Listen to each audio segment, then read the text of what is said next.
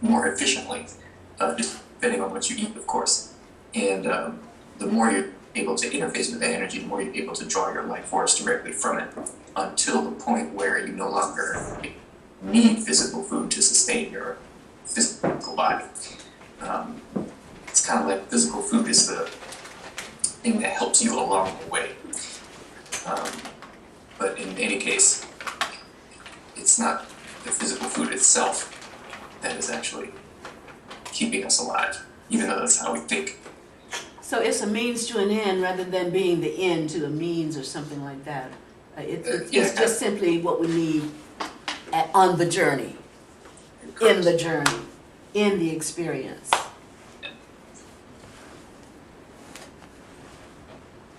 Okay.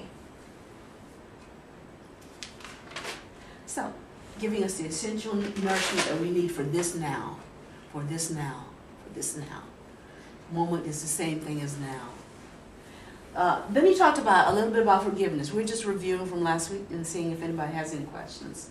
Talked about forgiveness, and you remember the story he told about the Native American who in the war was captured and had a certain position he was kept in, and I guess a crouching position, and when his captors put some food in there for him, he would hit at the hands, and finally when the war was over and his chiefs found out he was in the VA, they took him home, and they were telling him, son, you're going to have to forgive, you're going to have to forgive. And he kept saying, I can't. And I guess they figured out, well, you know what, it's forgive or die. And threw him in the water. They may have known something more than he knew, that in fact he was going to do it, but it didn't matter. Here's your test. This is essential. Forgiveness is an essential spiritual life deal breaker, in a sense. Does that resonate? Forgiveness doesn't free the other person necessarily. Forgiveness frees me. Because the other person I can forgive, and they can choose to accept and receive my act of forgiveness or not. But what it does is it creates an environment that I know that I don't have anything holding me down, like a ball and chain. Because when I'm unforgiving, I may as well have a ball and chain around my ankle, around my hands, around my neck. Because even though I verbalize and say, I'm sorry, I forgive you, until I really, really make that a part of my being in terms of genuineness, I still have the ball and chain. Mm-hmm. So words don't do it. It's living and practice, and the practice of, and I don't mean the practice of forgiving, I mean what you do on a day-to-day basis that indicates that you have truly forgiven. So forgiveness is not about necessarily the other person. It's about you and me. And that's why it's another form, for lack of a better word, a spiritual selfishness in a point. And I'm not going to use that anymore because I don't even like it. But what it says is I understand the end in the beginning, in that I know that to forgive is better for me. And if it's better for me, the way that I'm going to relate to everybody else is going to be weightless, burdenless in a sense. I don't have that nagging on me. I don't have that weight in my baggage. I can be freer in terms of how I interact with nature and with my fellow being. But I think also it offers something to the other person. It offers them. It gives them the possibility to go there too, or not. Yes, it does. So it's a free will kind of thing. It sort of puts the balance. It resets the balance for those who want to live from that point. Yes. And that's why I said it's the other person has to choose to accept what you offer. But you gotta forgive because it's the right thing to do. It frees you, and hopefully the other person will accept that and will grow spiritually by seeing your modeling that.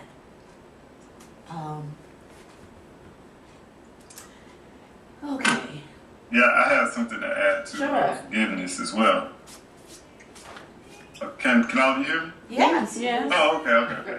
So, so as Richard was saying, forgiveness it is a part of redemption as far as you redeeming that other person and acknowledging that other person and almost in a sense lifting them up, regardless of what they've done. Also is to walk around with unforgiveness is it's essentially the equivalent of to basically place yourself in a present state of hell that you are actively choosing to reside in. And it's with that unforgiveness, and you don't have to actually necessarily tell the person for this to take place. You actually take yourself out of that hell.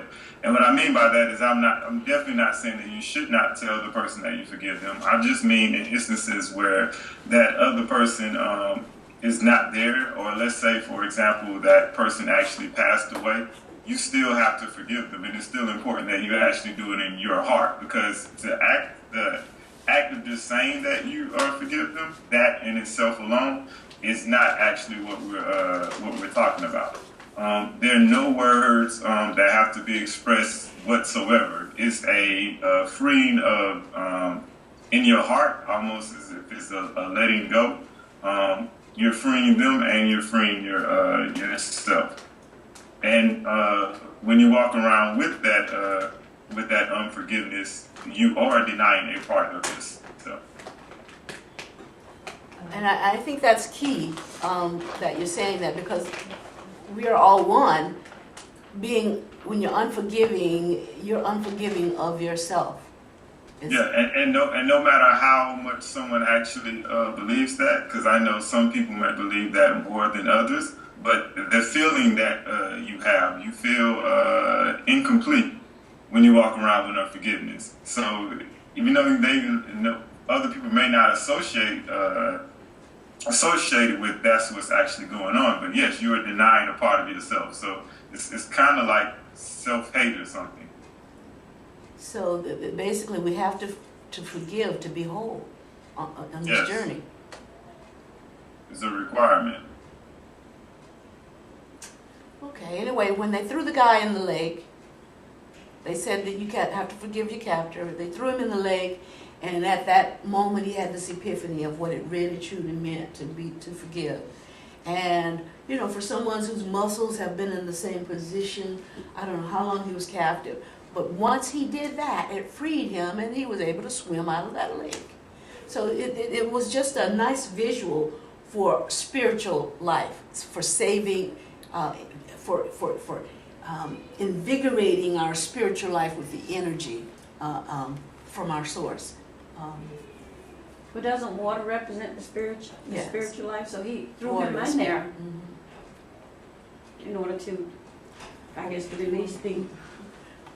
I don't know if he was thinking about rebaptizing you in the spirit or not, but you're going to have to get it now or think. Right. Yeah, the funny part about that is to be thrown in the water, and in order to do what he did on a spiritual level, you have to let go. And you have to relax and kind of like be whole and be your whole self without fighting.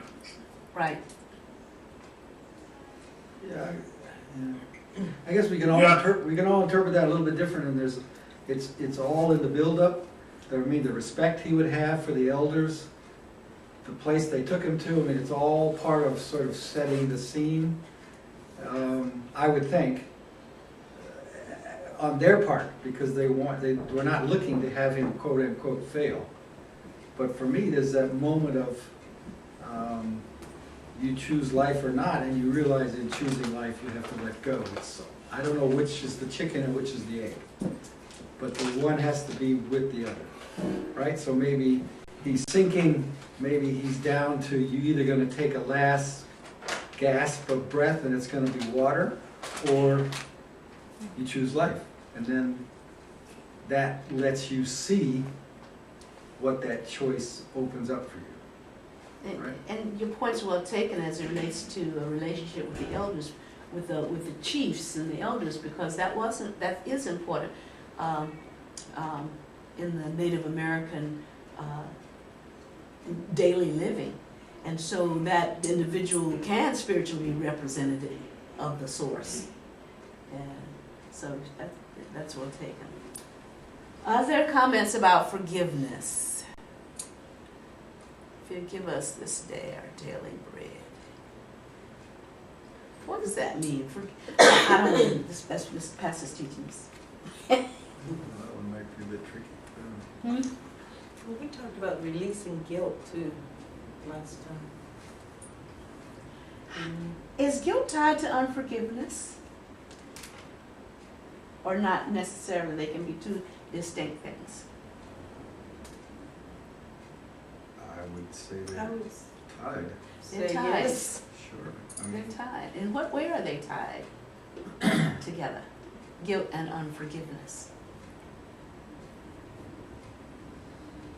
well, to me, to a certain extent, it's a different side of the, I see it almost like Rubik's Cube. It's a different manifestation of not letting go.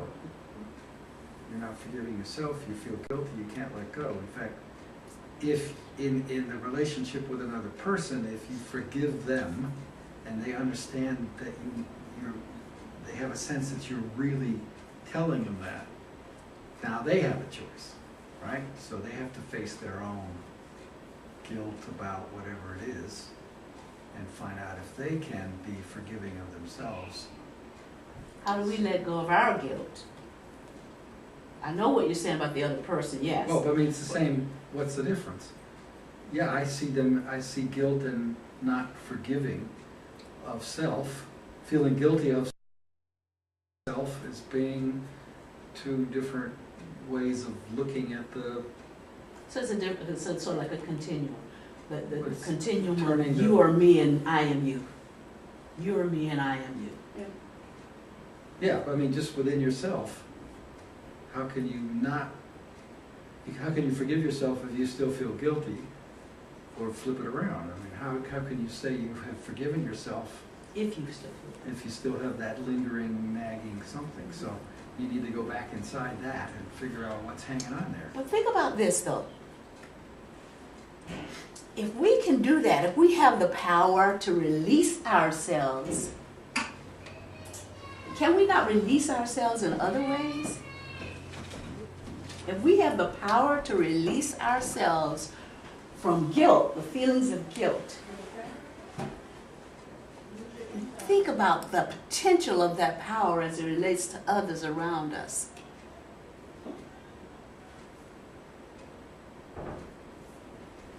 And I don't know if I'm capturing the depth of this the way I want to. But it's truly reflective of Elohim when we can do that. When we can practice that in the moment as we need to do it.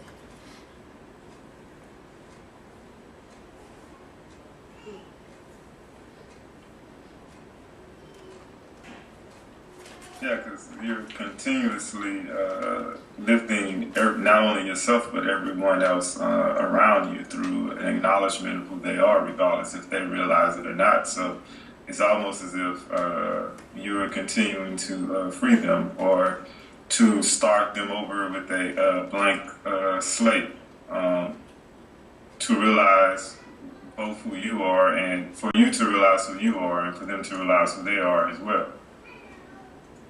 Okie doke. But I guess I'd say it a little more personally, because I think that's the way Barb posed the question. It's not about them. Can you do it in other times, ways, shapes, forms for yourself, so to speak?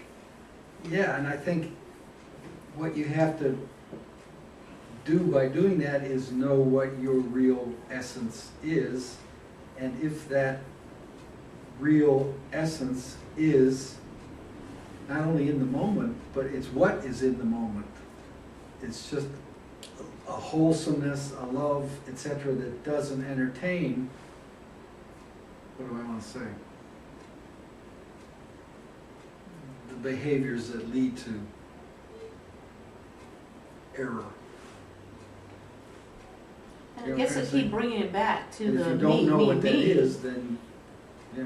when I keep bringing it back to the me, what I'm saying is that once I can forgive me, I begin to understand that it's not all about me.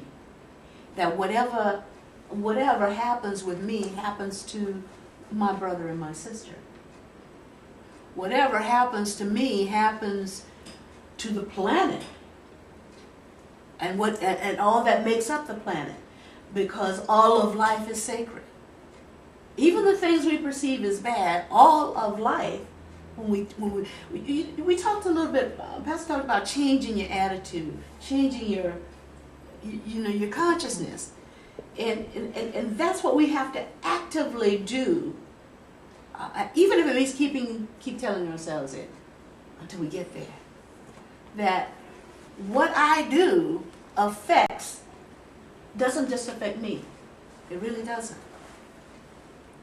And not only does it affect beings, but inanimate things too.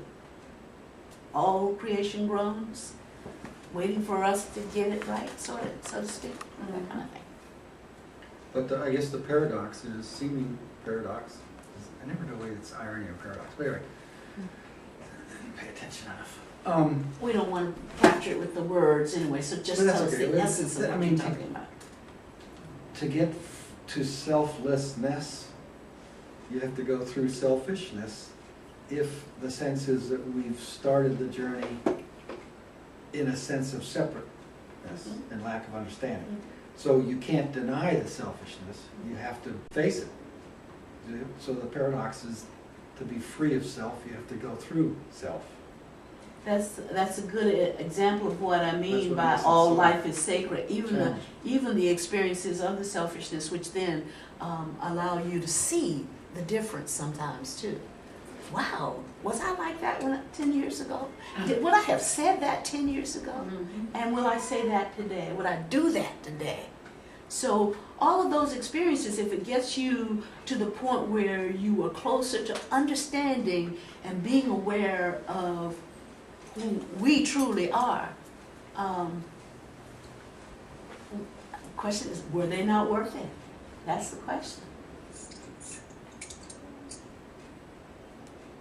That's your own personal, you have to give your own personal answer. Isn't that what we've been saying, that your journey, everything that happens along your journey is to get you to see the Creator, or to see yourself, or which is the same thing? And so if all of, I'm proposing that all of that is sacred in itself. That's what I'm proposing, which is probably different from what you've heard before in terms of, well, why are they cracking on me? Why does she not like me? All that stuff. All of that can be a distraction, and it can be purposeful to help us look internally at us, because all of that, as we said in the past, mirrors us, mirrors what we're feeling, what we're thinking, perhaps how we're living.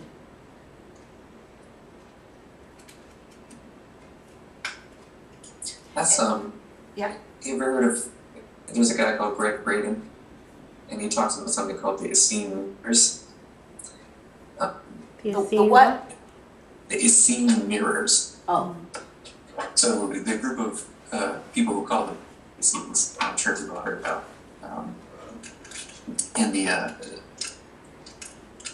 practices that they had, and the Essene mirrors are one aspect of recognizing where you are in terms of what you are here to correct about yourself. And essentially, it's everything that you experience in your life is something in you reflected back that needs to be dealt with. So whatever it is, you have to recognize it as an extension of something that is in you. Because if it causes chaos in you, it is the chaos in you resonating with the chaos you perceive on the external of you. So if it's going on around you and it affects you internally, that's because it's still in you internally. If it's going on around you and you can change it by virtue of what is in you, then you know that what is in you has risen above that. So you have purified your ego and sense of self. And just one thing about the selfishness, when we normally talk about selfishness, we're talking about selfishness in the sense that we are pursuing egotistical desires. But you can't learn what we're learning without some selfishness, because any want at all is a desire for self. And that is a paradox, because you have to use that in order to desire to move beyond your egotistical self. It's still all about self. It's just a question of what the self actually is in relation to the rest of reality and in relation to other people. And then once you begin to move beyond your egotistical self, what the self becomes, or what you experience yourself as being, is something that still wants, but wants for a different purpose, which is where in Kabbalah we get the wanting to receive for the purpose of giving. And there's all kinds of metaphysical and spiritual reasons for that. But it sounds weird to say it's not the ego that's bad, it's not selfishness that's bad, it's an ego and sense of self that is still contaminated by conventional egotistical desires anyway. And unenlightened, so no awareness of. Right. And of course it's difficult to do all this in the beginning, like if you don't have any understanding of it, like especially if you're just in your day-to-day life and somebody is pissing you off, it's difficult to be like, oh, think about the planet. Because I didn't know how to approach it, but I was thinking along the same terms that Nick was thinking. Ultimately, if you are everything and on a macro level, in the bigger scheme of things, you're going to, in the end, be selfish regardless, because everything is you. And if everything is you, you're concerned about everything. So it's just that the you that you view yourself as is completely different. When Nick was talking about the egotistical self, just being you as an individual, versus the other way of looking at it. So the buck always stops with us. We've said there is only us. The question is how's the to us say it in simple words, how it's defined. Yeah, your perception of us, or your perception of me, correct. So that's how you get expressions like that cause trouble, denying of self.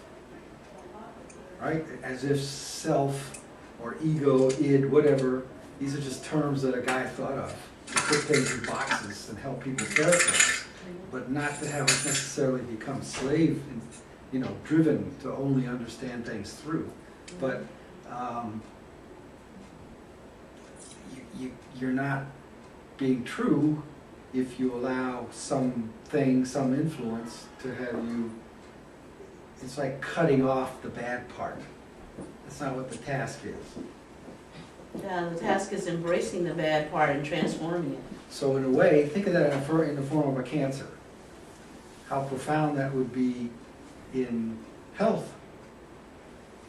Now, it may be that sometimes just using some of the techniques that are available to help you along that journey, surgeries or whatever, can help. But ultimately, if you don't want it coming back, so to speak, etc., I don't know why, just at the moment I had that, trying to apply that in a very practical.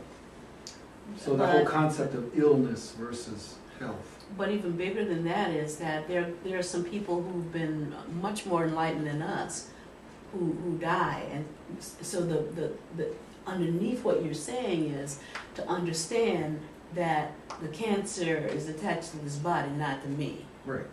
And so once you get to that level of awareness, whatever happens to the body happens to the body. There may be some things you can do to forestall it if it's not really your time to transition to another realm. However, when we understand that I am not my body, we can make a decision to transform our thinking. for instance, my knee, this knee attached to this body has been giving me some issues and has been distracting me sometimes. But when I can catch myself, say, wait a minute, this is not, I'm not the one who's hurting. And there's a song that the pressures of life drive us to our knees. Well, the pressures of life can drive us to our knees and we stay on our knees and nothing happens. Or it can drive us and elevate us and push us to do some things that move us forward.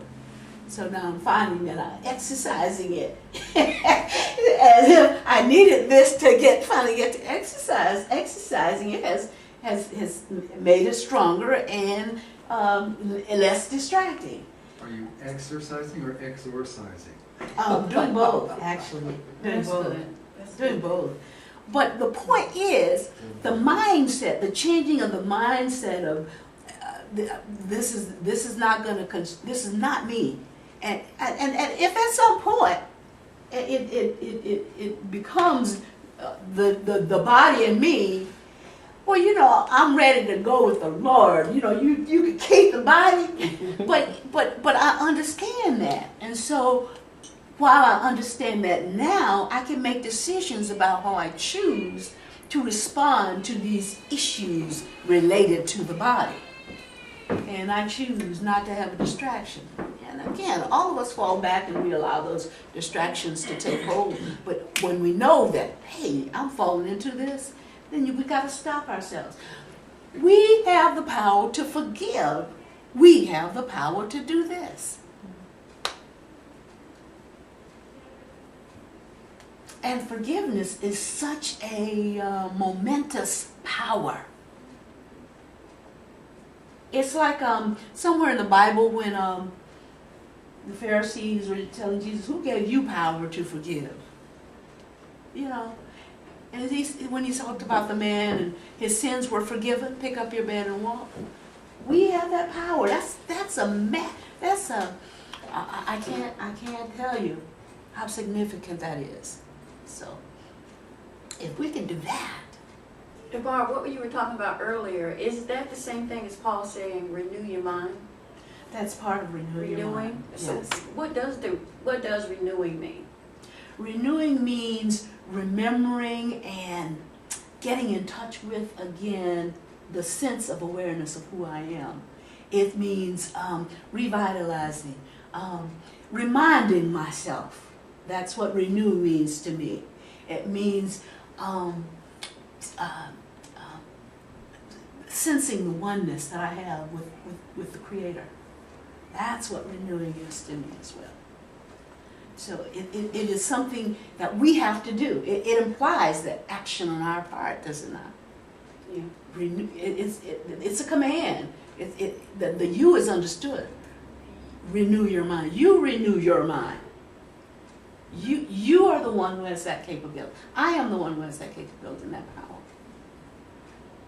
Yeah, you can also think about it, if you're looking another way, metaphorically, is rejuvenating yourself. So how people walk around and they joke around that, like, man, in my 20s, essentially you are going back to your most, well, not your most, but your best. Essentially, the ultimate. You broke up, Sheldon. It frees. It Yeah. disappeared. Yeah, we only caught like the first Oh, half. really? Yeah, we caught the beginning and the ending, not the profound middle. So we think the 20s was the time to be, huh? Well, no, it doesn't have to be the 20s. I think is what he was starting to say. But No, this Yeah, point was. whatever time that Period, people you feel basically right. they reminisce on about some time in their life when it was just like great, or their body was in such an awesome shape or whatever. I'm saying by rejuvenating, you're basically going back to that particular state. So let's say, for example, without all the tarnish, without all the burdens, without all the pressures and the weight on your shoulders and things like that, it's you almost brand new again, Okay. basically.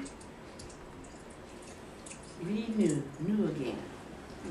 That works. Well, He I said mean, the 20s because he's just with you and you're you might be 30. well, he's still a baby. Come on, Yeah. it's for him, it's the So 20s. he don't go anywhere. He can relate. It could be the 40s. Yeah. That's right, he can't see 20 years 92 ago. is great. Yeah. He'd have to go good, good, good.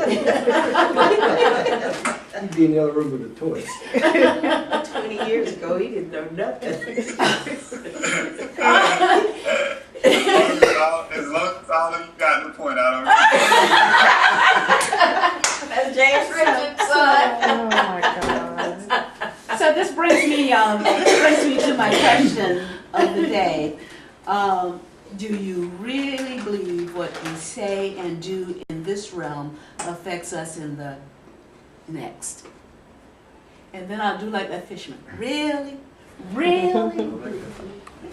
Wherever that goes. Do we really believe that? That what we do in this life affects us in the next? Yeah. I don't even feel like there's much of a separation between the two. Yeah, I was gonna say, with all we It's talk just a about, continuation. how are you setting that up? That Well, this is now, the next comes after, or the both are at the same time and they're interconnected? So the whole idea of the next No, isn't, my idea is the future is now, whatever I think that's what future's you're attached to getting time. So why do we live the way we do? Why do we allow the distractions to do what they do? Why do we don't know? or isn't the reason we Really? have the next life is because it's connected to this one? Yes. So if we could cast it all off, we wouldn't have a next life, right? You'd get to the point where, yeah, you would be totally one because you have Creator, yeah. Yeah, you That's- resurrected yourself completely. Yeah. You've recovered truth about who you are and what you are completely. Go ahead, Nick, you were gonna say something. And I was going to say, when you do that, your next life is only relative. Because it's such a huge sea change from the state of consciousness and awareness we are now. But everything that would be is present here now, in terms of reality, if you want to think about it like that.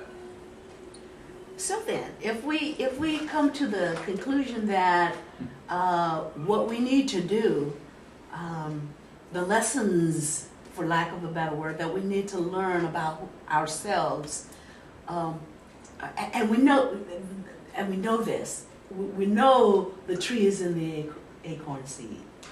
We know the tree is in the acorn seed. That's what that means.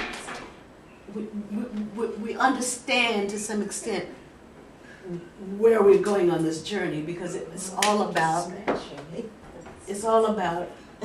squirrels. being one. Why is it we do all the stuff we do? So, oops, I guess I am back to the drawing board on that one. But we know what the end is going to be. Or let me ask a question: do we know what the end is Well, going to there be? you go. Whatever there is no end. That's the answer to the question. But, I mean, yeah, if the two big questions are, what are we doing and why do we do this?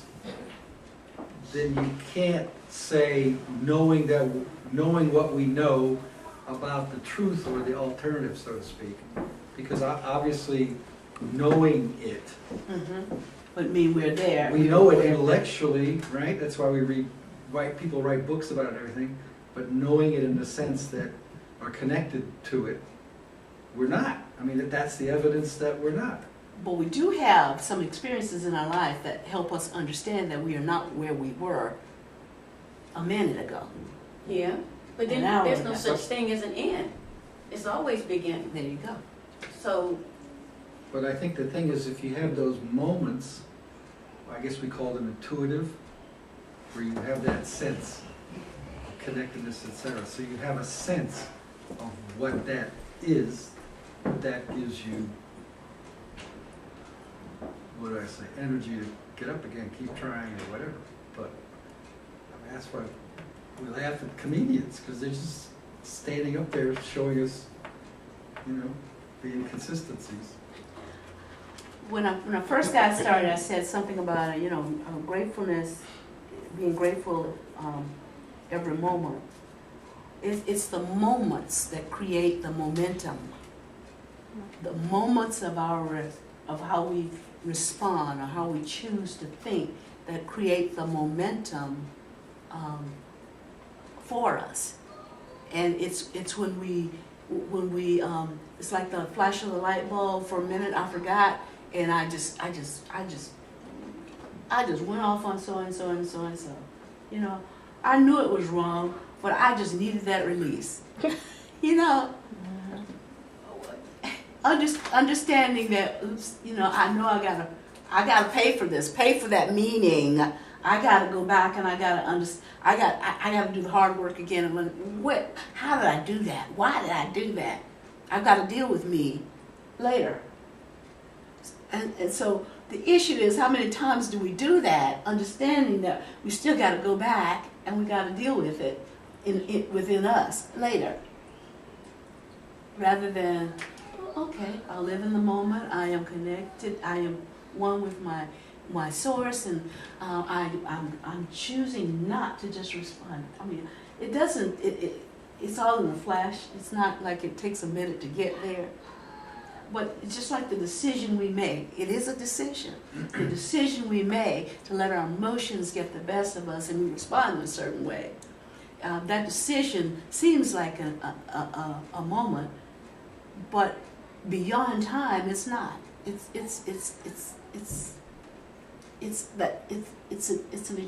an eternity. Just like making the decision to go off on somebody seems like, well, I just lost it in the moment. Well, I gotta go back, and I gotta go back and deal with that. I make some comments about that so I can see if, because I'm not. I think that's one of the. It's making me think one of the wonders and joys of friends. Because you could go off on your friends and you're like, where'd that come from? And you go, and it's almost like an expression that they're giving you a chance to just let go of it. Okay, sorry, I don't know where that came from. Let's go. Right? Gone. You don't have to deal with it. It's gone. Mm-hmm. As opposed to wrapping it around your neck. And we all do it. You go home and you're bouncing off the walls. And why did I do that? And what on earth? Now how am I going to fix this? Why did I go there? And the other person's almost looking at you like, what are you doing? Let's just drive down the road. Easier with people that you feel some connection to.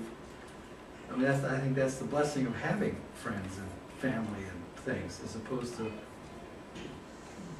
more often than not, maybe the stranger that is offended, as opposed to the stranger that acts like a friend and goes, what was that all about? You know what I'm saying? Trying to say? I'm just sensing what you're trying to say, yes. And what I am simply saying is that a spiritual practice has to be translated into spiritual living, which is the day-to-day, moment-to-moment stuff. It has to be translated. We have to get to the point where it's translated to that. And so that's part of the journey too. That's part of the experience.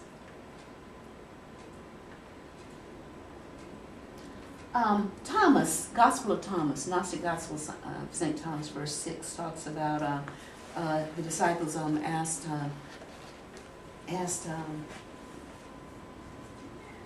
Lucia, do you want us to fast? How should we pray? Shall we give alms?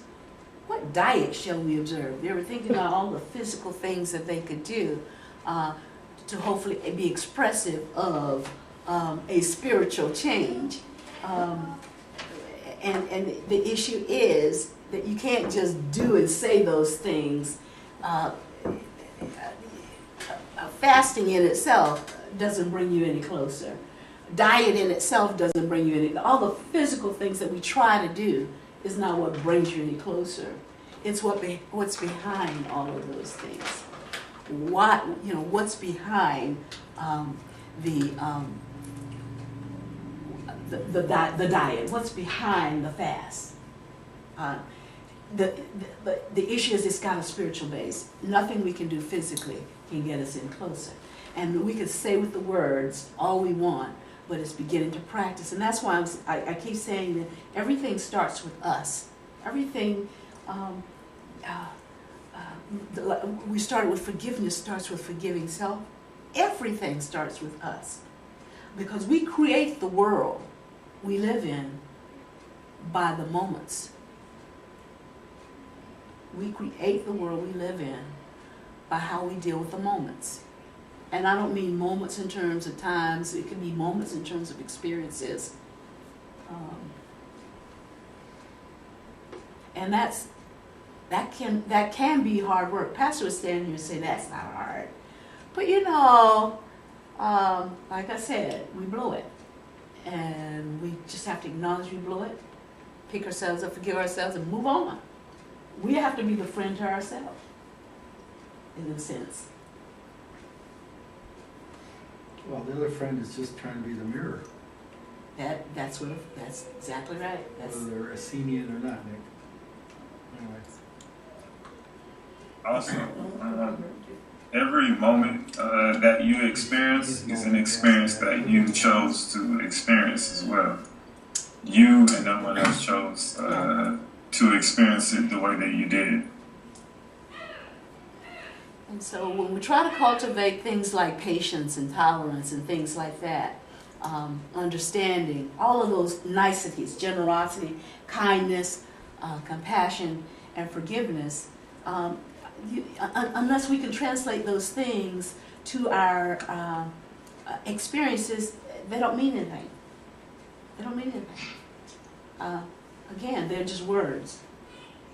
And they're just words that can't capture the entirety of what forgiveness is, what generosity is, what understanding is. It's a label, but it doesn't capture the essence of the thing. We are what captures the essence of the words in action, because we are spirit, which I think is a different way of thinking about it. The words are very limiting, but by the way that we practice and live and emulate and experience and relate is what invigorates those words, and people can see and more the meaning of the words through us than just the word being on paper. I don't know if, ask me questions and if that doesn't resonate, and I can see if I can share with you what I'm trying to share with you about that. We are spirit, and so spirit is greater than labels, compartments, words.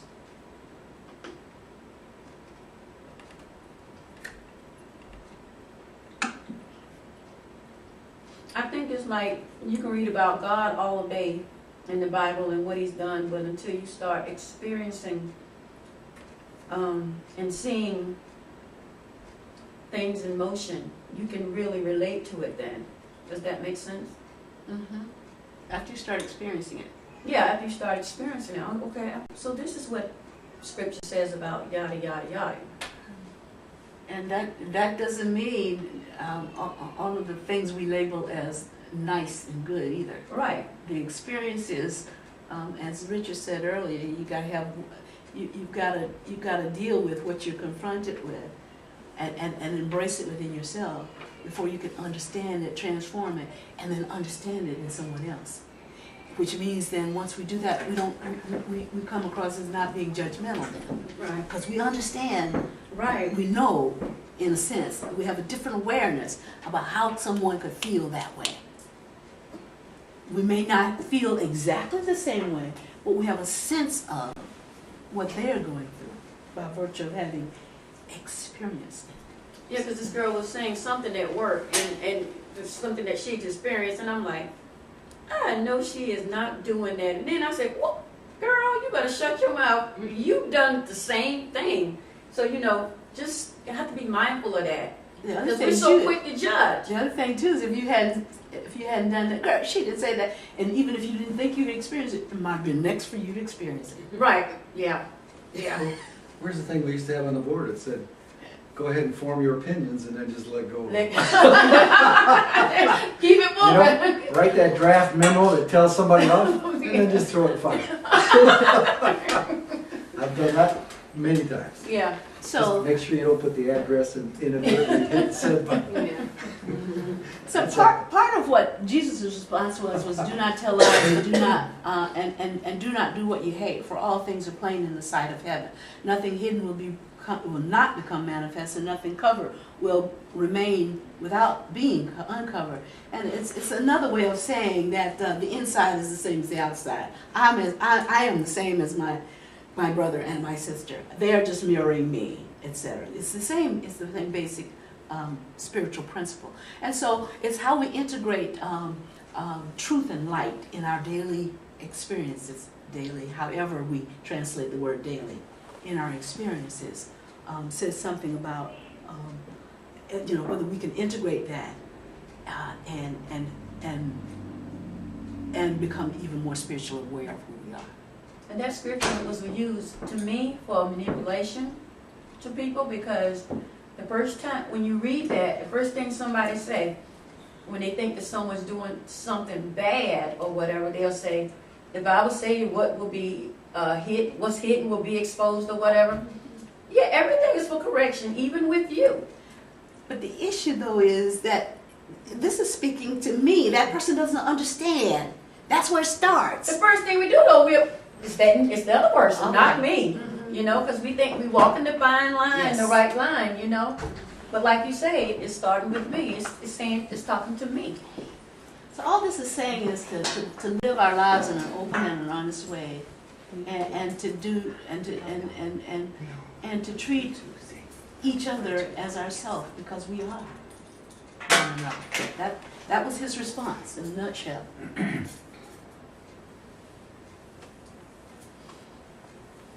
So back to the question of does what we do now affect the next moment? Yes, it does.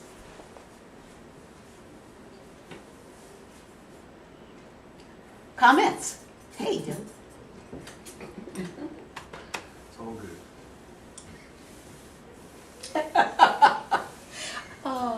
So back to, we were talking about health and happiness and all that stuff. Our own health and happiness is interconnected with everybody else's. Our own spiritual being is interconnected with everybody else's. There is no total spiritual freedom until everybody is totally spiritually free. So That's a long time. I mean, Just take it. yeah, I'm trying to wrap my mind along there like, come on, get it right. but in eternity it's not. Yeah. Depending on how you look at it. That's why there's no end. There's no time in eternity. It's almost hopeless. Oh, it depends on how you label hopelessness and how you choose to see hopelessness. Or do you choose to see it as, that's almost a lifetime of opportunities to get it right. And how long is a lifetime? As long as it takes. It has no end. But I think, I know for myself, there are times when it is true that the sadness and angst in the world, there are times when you let yourself, this concept of yourself expand to the point where you feel that until all is right, my joy is diminished by somebody else's struggle like that. But at the same time, I think as you get older, you know that that doesn't have to be a block to you. Somehow you can manage both. You know what I'm trying to say? Mm-hmm. And use the most essential part, but there are days when you can't help it. Look at the news or anything else and just not feel some of somebody else's pain in their struggle. I think that's perfectly correct. Now, to have that overtake your life, that's not helpful. But you're in and out of that kind of perspective, I guess is what I'm trying to say. You're right, yeah. But I am also reminding each of us that what we do in our own individual lives does indeed influence and impact that. And if we choose to live our lives in an open, truthful, honest way, that gets into the macro. And so it can indeed, your point is you don't want to let what's out there overwhelm you and make you start, oh, there's no hope, there's no blah, blah, blah, blah, blah. Or by contrast, that's not my business, Right, because it is. exactly. So you have to learn, I'm saying, you have to learn to not be diminished in self, your understanding, at the same time knowing of all the struggle that's there. I am them and they are me. I mean, because I feel it a lot. But I check myself if I think I'm using that as a substitute for a little personal homework or something, you know what I mean? There's one thing first. You remember Miss Seeley? Whoopi Goldberg and Miss Seeley was saying, same thing you do to me, go come, whatever that was she saying, Yeah. go come back to you. Yeah, yeah, It's the same basic principle. right. What I put out there, I'm gonna reap from that same thing that I put out there. Macro, go ahead. But he's talking about something that I've been dealing with all week. And it was the guy, the young teenager that got killed at the Cookout restaurant in Lexington. That really bothered me because I've had enough of African American boys killing each other over stuff, foolishness. And that really bothered me this week. And I'm like, enough. And I had to be careful harnessing that and carrying that because it really kind of like brought me down. But even if you're not a parent, I don't know, it just give me some, it bothers me. It really bothered me this week, and I couldn't wait to get here because I'm ready for, I've had enough. Well, then let's process that a minute then. Well, why limit it to black on black? I mean, look at this thing in You can put it Florida. up there. You think it doesn't affect me? And I'm like, there are moments I don't think, oh, God, some white guy did it again. Right? I mean, I gotta live with the other side of that Yeah. sometimes. You're right. And then I'm driving down the street and I know it was in my mind. Anyway, long story short, some guy's swearing at me. And I know from some black guy in a car behind me thinking I cut him off. I did not. 2 days after this judgment in Florida, and everything in my head went to Florida, and I wanted to roll down the window and go, I did not do that. Right.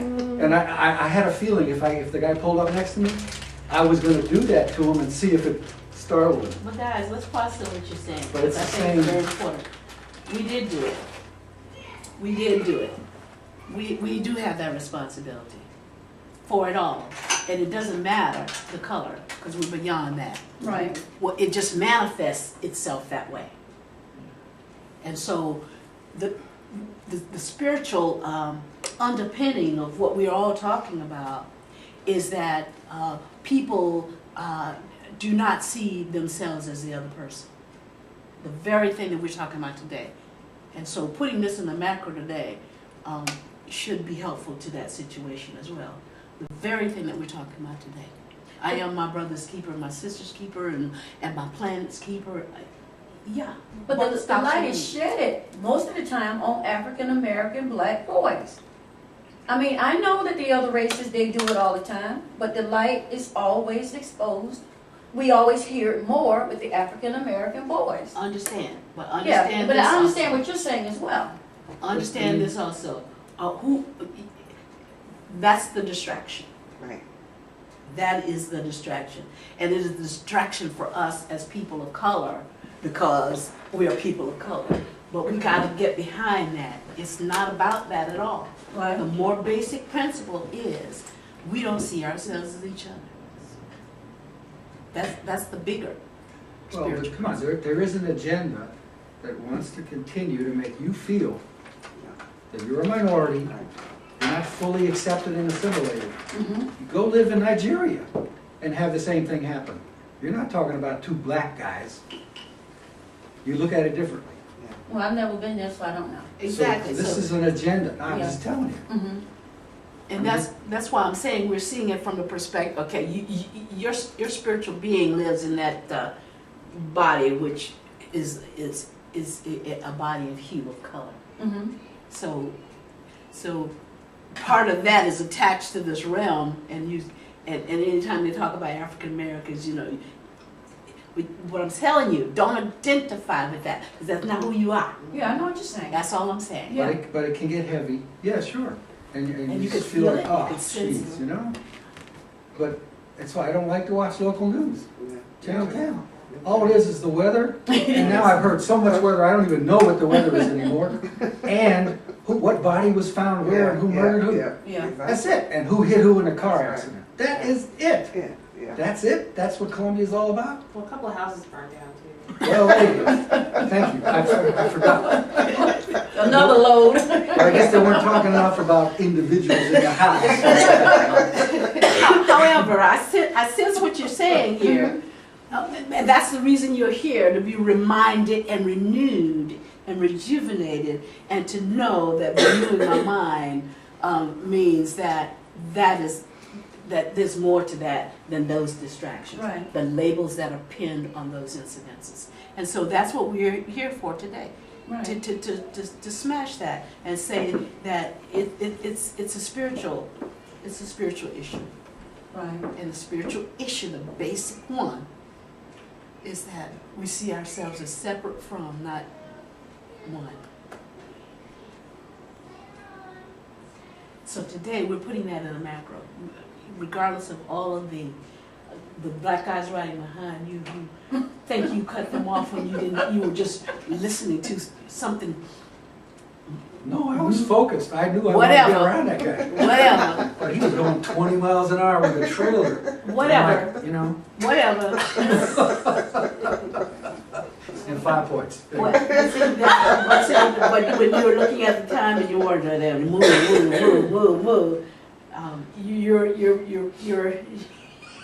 You contributed to that, is what I'm saying. No, ma'am, I did not. Oh, you can choose to believe that. Yeah, you and the But whatever happens, we do No, contribute. whatever his moment was and his sense of space, etc., I came through that.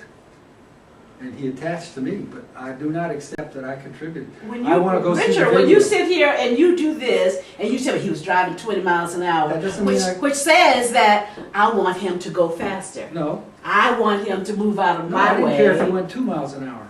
I saw that there was nobody near the lane. You missing Okay, it, Richard. Yeah. No, but I'm not. You just He's want to trying- accept what's being He's trying said. he's trying to miss it. Yeah, you're missing it. You're trying to miss it, rather. Nothing went through my mind. It said that stupid whatever news you spoke. I didn't do any of that. I didn't I say just that said went through your mind. I need to move here. I gotta go. Yeah, well, he'll be all right. He'll get it. Nick can talk to him. Yeah. But the issue is everything that happens to us. No, We influence, we create, I've had enough. we contribute to. And when we take that responsibility, then we will take the responsibility of knowing who we are. Yeah. I mean, just like we have the responsibility of knowing who we are, then we gotta assume and take and accept the responsibility of our creativity. And creativity is not necessarily what we actually do. It's also, it starts here in what we think. So it's a hard lesson, but it is what it is. And it's a hard lesson for me, but it is what it is for me too. So then today, I think, thank you for bringing that up. Thank you, Rich, for bringing that up. We have, I mean, we understand that those are distractions, and we understand that the bigger lesson here is that anybody who does anything to someone else's humanity, because there's divinity in that humanity, who takes that life, is trying to destroy divinity in a sense. That's what it's basically doing. It doesn't matter the color. Also, on the news, there's a lot of, Y'all need to start watching the news. you know, I like to chime in every now and then, but when I chime in, I'm seeing that a lot in other countries. People are fighting. Mankind is just tired of the way the government is pimping them. And I mean, you look this way, you know, north, south, east, west. So, I mean, it's just like so many countries are fighting. Mankind is just tired of the system pimping them. And what does that say? What is the spiritual underpinning of that? What's behind that?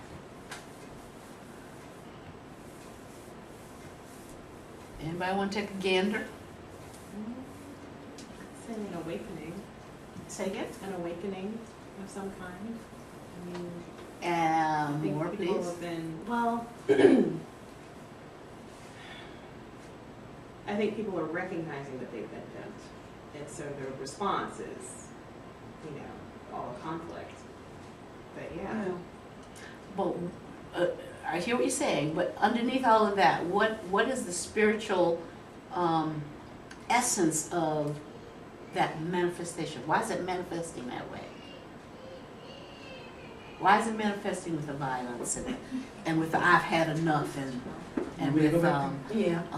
the only way that I feel that I can get some action now is to respond in violence the way that you've treated me. I want to treat you that way. You see the difference there? Well, let's be careful that, I think what's going on in, I never know what it is, Yugoslavia or whatever. Ukraine, right? Yeah. They all Among broke apart, so I others. don't know who's who anymore, but you know, one of them, Yeah. they used to be something else. They didn't start that way, okay? They just became resolute. So it's a dangerous thing, and even people, who are interviewed, will say, some of us don't know how to deal with this in the way that the rest of us wish they would, but it's all part of the chaos, the door that's been opened and the confusion of it. But, How but I is think that you're- different from us individually having been pimped and still are being pimped by our illusion of reality? Well, I think actually what Evelyn just, the way Evelyn started this with the, I'm tired of black on black stuff, that's related to that too. Exactly.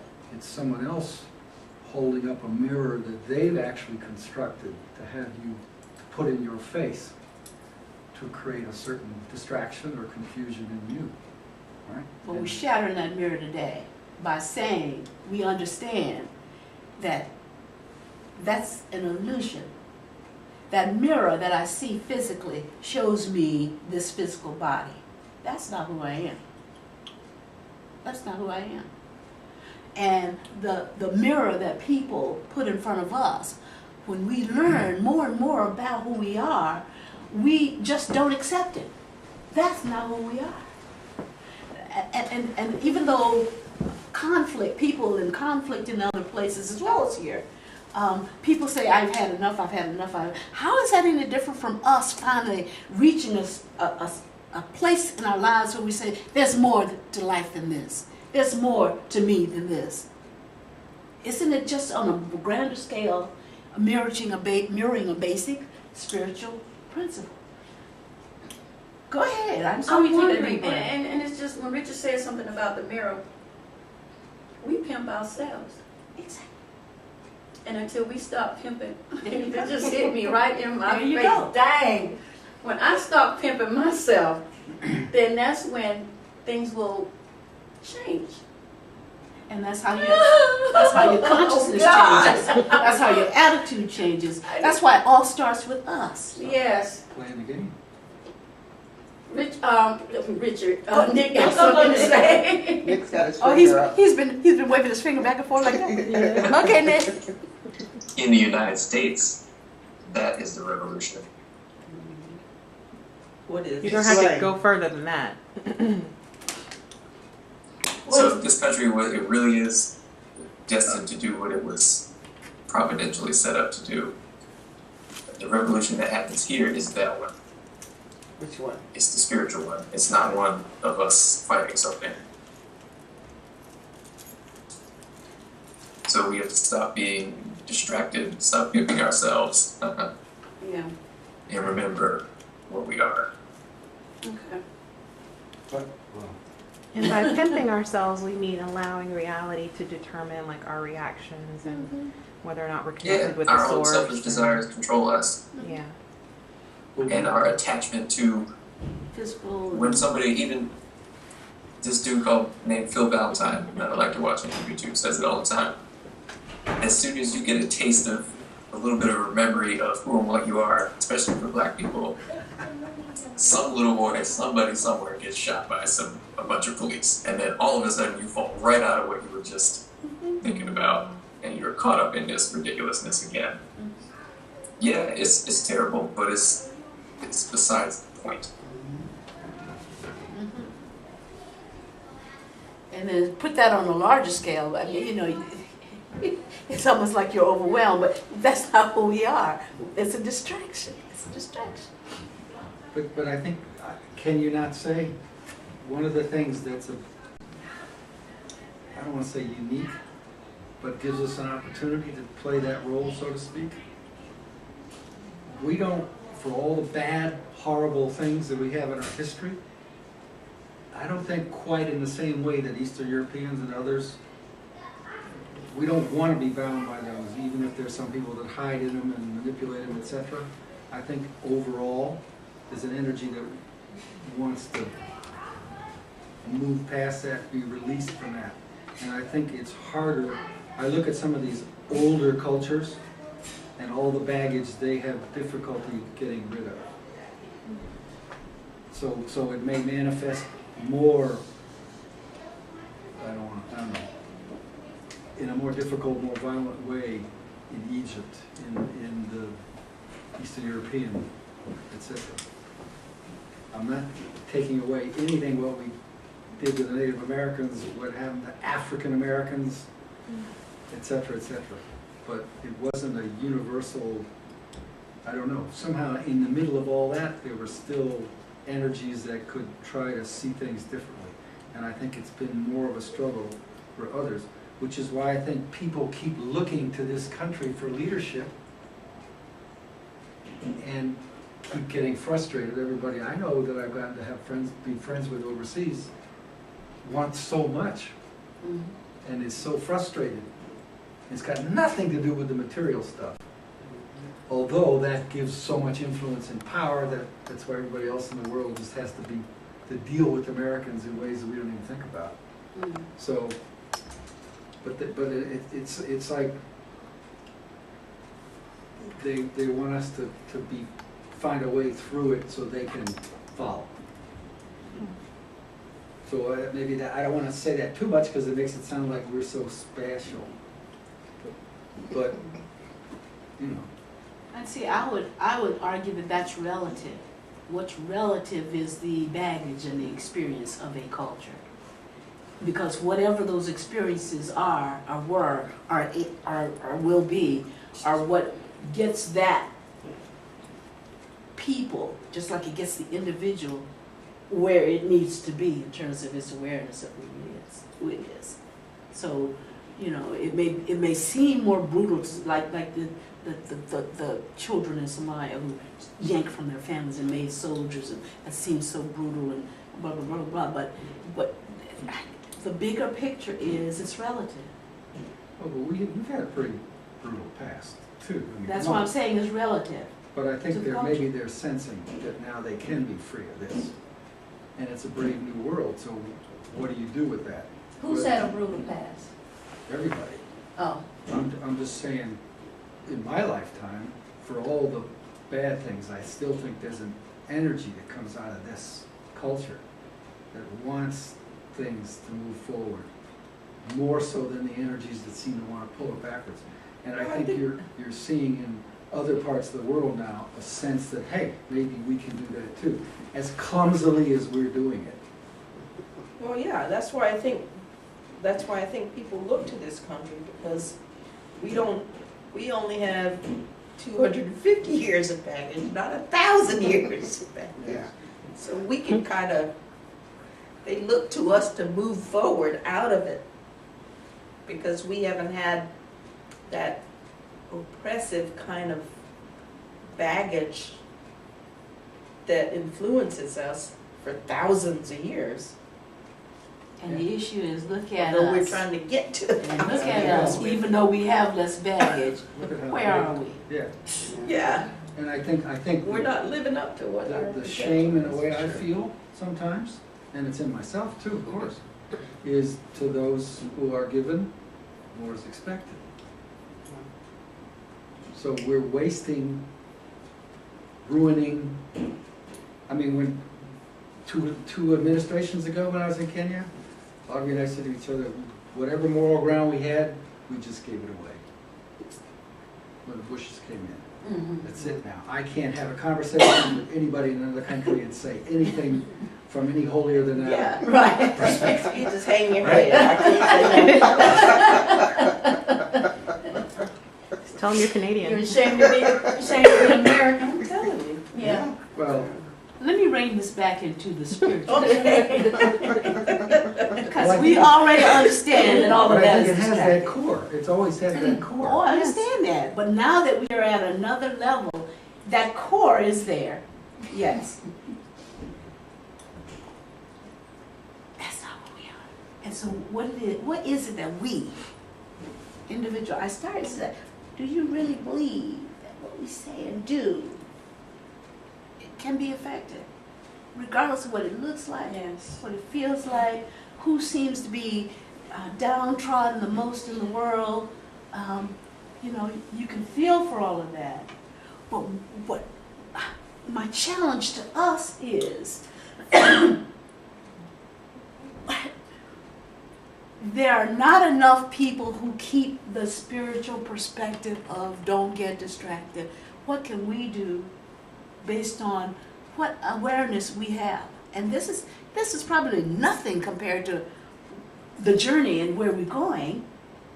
But what can we do given the like the lady with the little mite who threw all she had, but it was just a little bit, well, she threw all she had. What we have to do is throw all that we have, even though 50 million trillion eternities from now we might see that was just a little widow's mite. But hopefully it can be said that they gave all that they had in not letting distractions take them off the focus of the journey, of the experience, of contributing in the macro to the world at large. That's all I'm saying. That's all I'm saying. And it starts with us individually. I keep saying that because it does. Can one person move the world? In a sense, yeah. You can move your world because your world is you and all those who touch you. I can move my world. I can choose to move my world. And when enough of us are choosing to move our worlds, a lot of us have our worlds interrelate because we know each other. When enough of us do that, things do change. Things can change. Things have changed. So just don't get discouraged, even though stuff is out there, even though it happens, even though we see it on TV, even though we see it in our communities. Don't get discouraged. See it, let it affect you, and then do something with that. Don't take it in. Just let it go through you. Yep. See that? Richard, your turn. No, to go back and no, I thought it was just saying. Actually, the thing I was He might saying, pick a tune. yeah, that's what I told him. Get the more. Be the, In the be mail the back father figure. Yeah. you maybe have to go back into that older Whatever. concept of male. Whatever. Right. And But you I've been working so hard on my feminine side.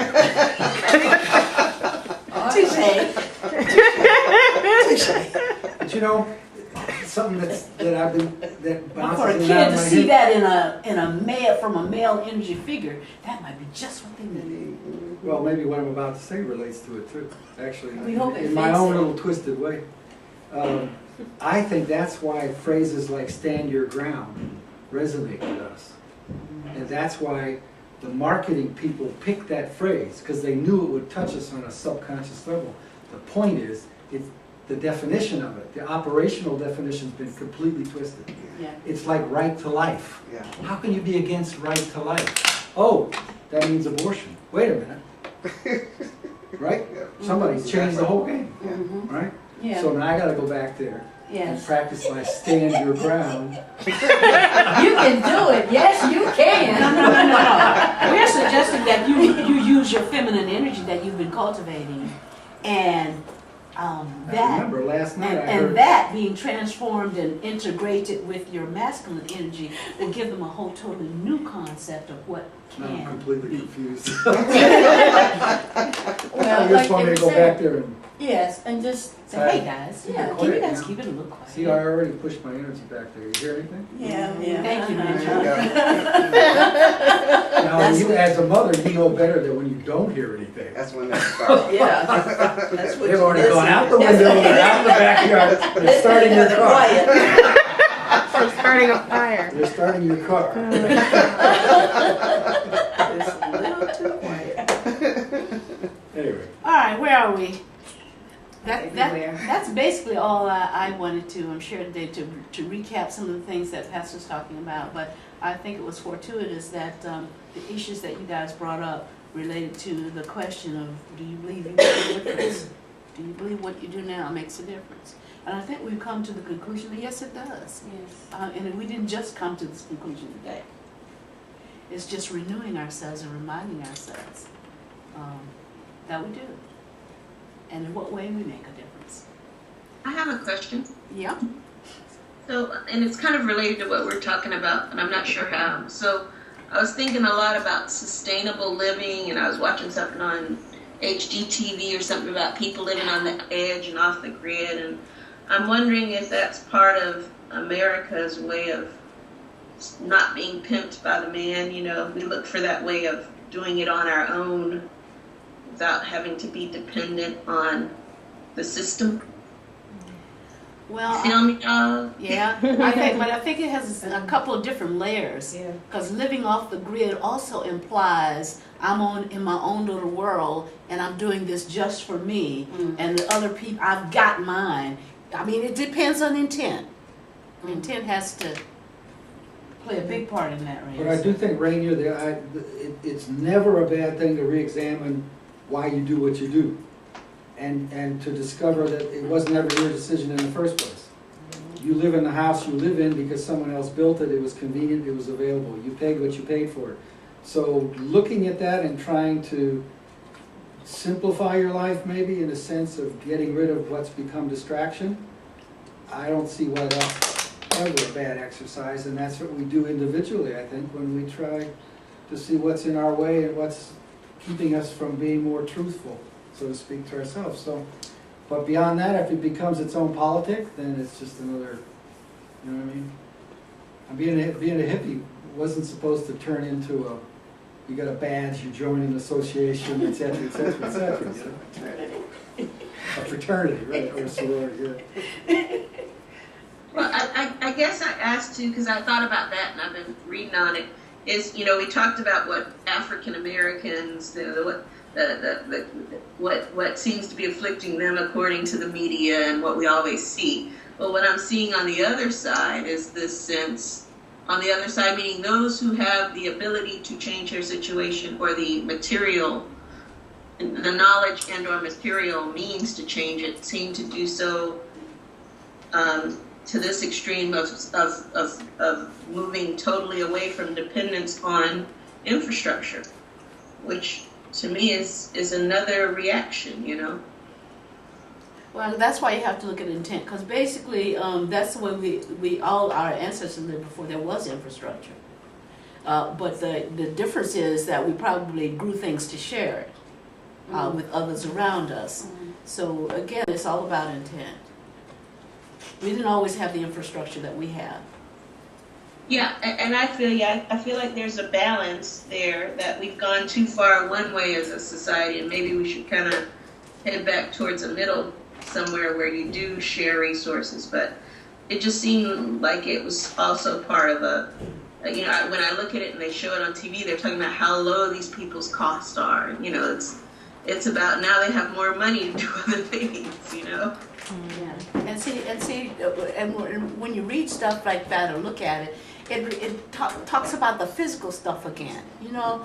And if people have no spiritual growth, I can use everything and reuse everything and have my costs low and be lost, lose my life.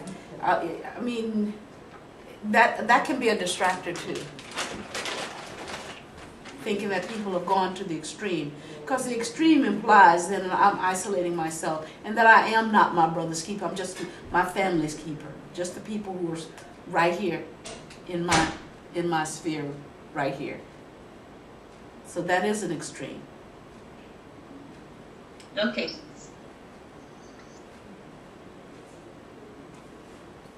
Any other questions before we wrap up? Sheldon, is that a comment or are you doing like shadow puppets or something? I don't have a comment. So it was a shadow puppet. Yeah. You didn't have a comment. Nick, any final comments? Just that I think it's our becoming more and more of our responsibility to not be distracted by things.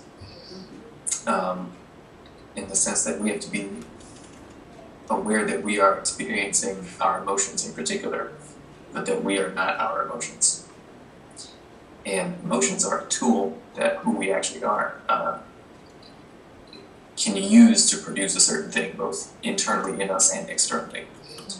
And the environment that we learn how to cultivate internally is one that reverberates outwards. So whenever we see stuff that is it causes us to enter a certain emotional state, we can experience that, but as long as we realize that that is something that is passing.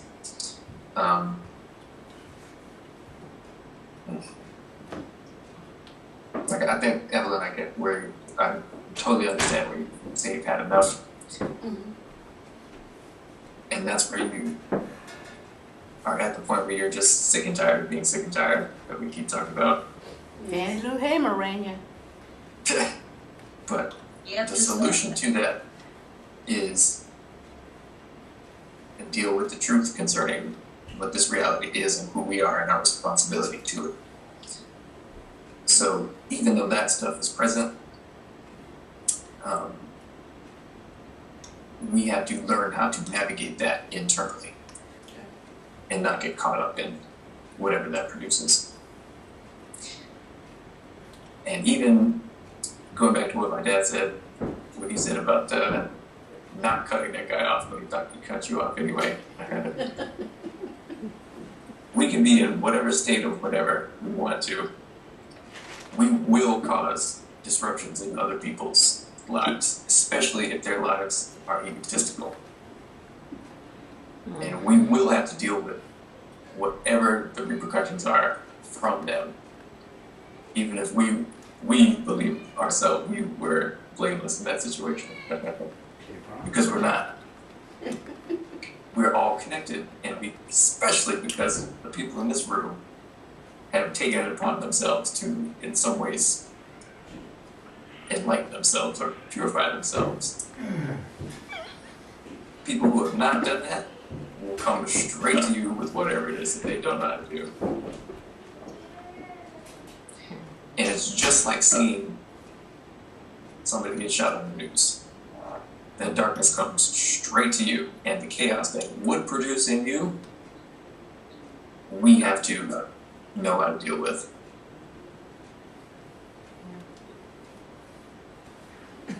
We signed up for it. Yeah. We signed up for it, sure did. Your mom said thanks. I think you summarized everything that we talked about today very nicely. Yeah, the buck still starts with you, me, Yes. you.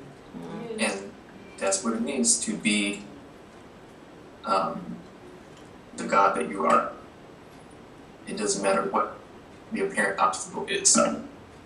It literally does not matter.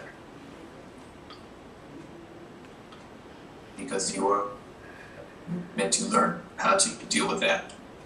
Because that's what God does. Thank you. We all renewed today. Yeah, I Yeah. feel better too. Oh, yeah. Okay.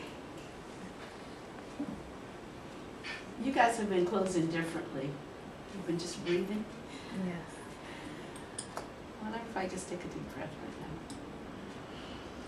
Hold it. And then just let it go. One more. Take a deep breath. Hold it. Hold it. Hold it. And let it go.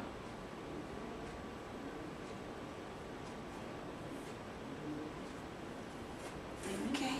That's it. Thank you. Thank you guys. Thank you, Rania.